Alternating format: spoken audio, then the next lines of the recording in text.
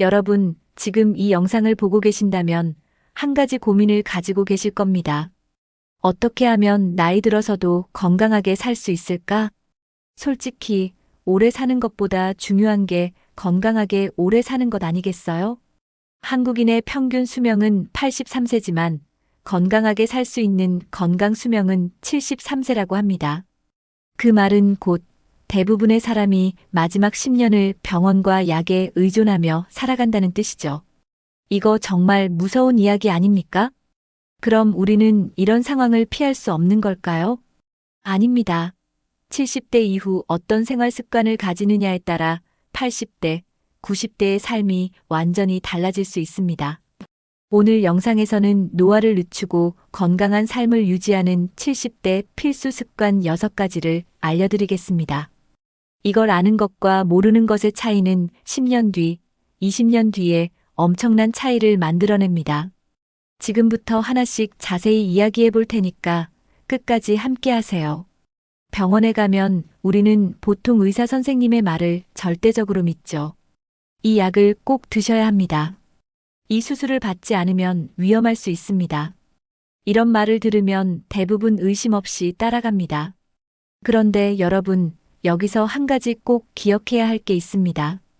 의사는 장수 전문가가 아닙니다. 무슨 말이냐 하면 의사 선생님들은 보통 한 가지 장기의 전문가예요. 호흡기 내과 의사는 폐를 보고, 순환기 내과 의사는 심장을 보고, 소화기 내과 의사는 위와 장을 봅니다. 그러니까 내가 심장 때문에 병원에 가면 그 의사는 심장만 집중적으로 보고 진단을 내리는 겁니다. 이게 왜 문제일까요? 심장을 건강하게 만들기 위한 치료가 다른 장기에는 나쁜 영향을 줄 수도 있기 때문입니다. 약을 먹었더니 위가 상하고 치료를 받았더니 근육이 약해지는 경우가 많아요. 특히 70대 이후에는 몸 전체가 약해지기 때문에 한 군데만 신경 쓰다 보면 오히려 다른 곳이 망가질 위험이 큽니다. 그러니까 이제부터는 의사의 말도 주체적으로 판단할 필요가 있습니다. 병원에서 처방을 받을 때 그냥 고개 끄덕이지 마세요.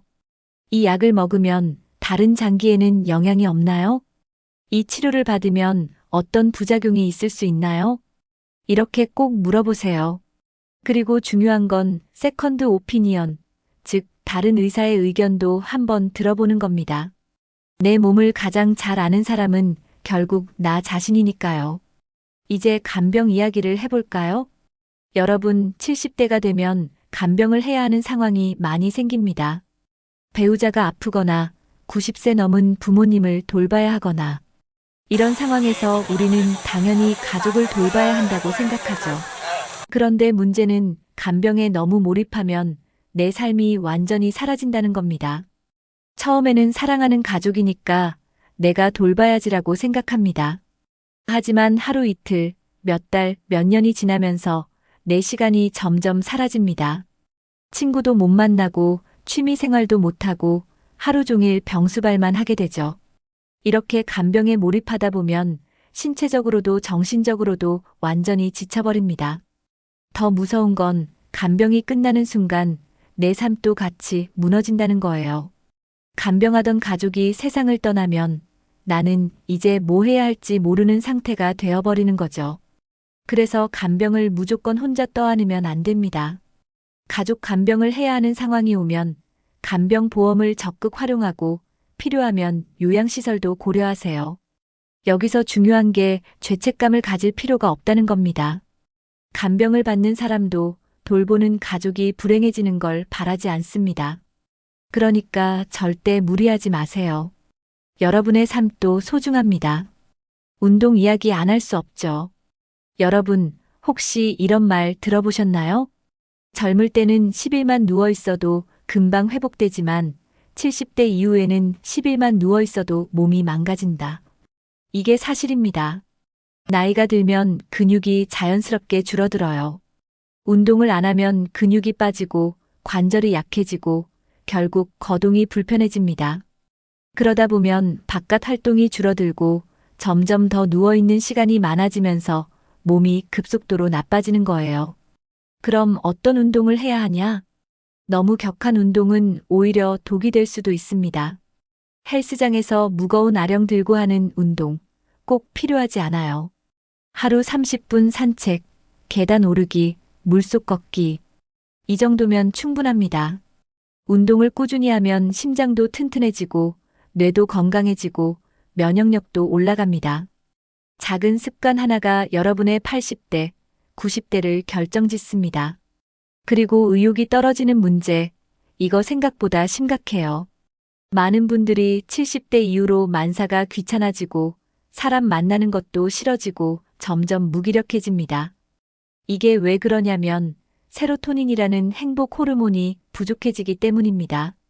세로토닌이 부족하면 우울해지고, 무기력해지고, 의욕이 사라집니다.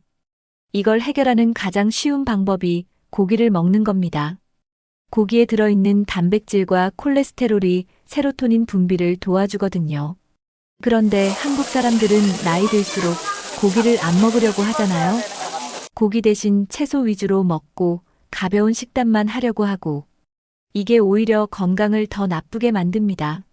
적당한 고기는 꼭 드세요. 특히 단백질 부족하면 근육이 빠지고 남성 호르몬이 줄어들고 우울감이 심해집니다. 그러니까 오히려 70대부터는 고기를 더 챙겨 먹어야 합니다.